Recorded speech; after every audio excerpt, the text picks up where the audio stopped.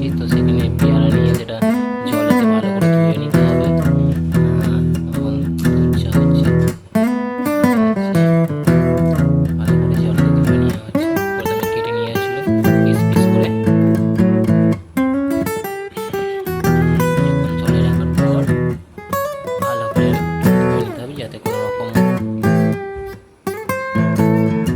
নোংরা না লেগে থাকে, সেটা আলাদা করে নেওয়া হয়েছে। দিয়ে আবার পাত্রে রাখা হচ্ছে।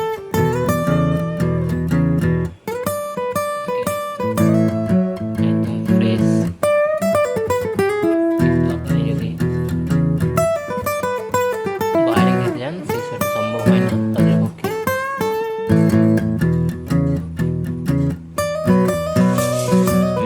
এরপরে এটা দেওয়া হচ্ছে, তো এটা হচ্ছে শুকনো লঙ্কা দিয়ে ভাজা ভাজা হয়েছে, তাই তো?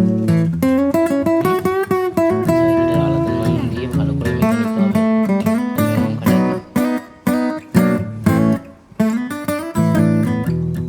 এটা দেওয়া হয়েছে। আর দেওয়া হবে বিট নুন, আছে কাঁচা লঙ্কা কুচো এবং লবণ। কাঁচা লঙ্কা দেওয়া হলো।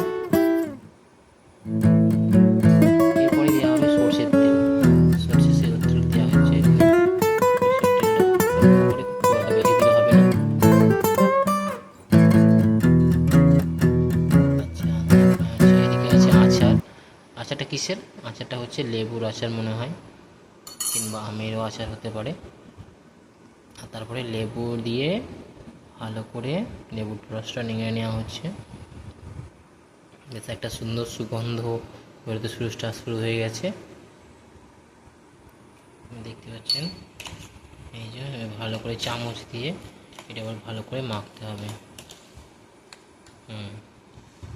ভালো করে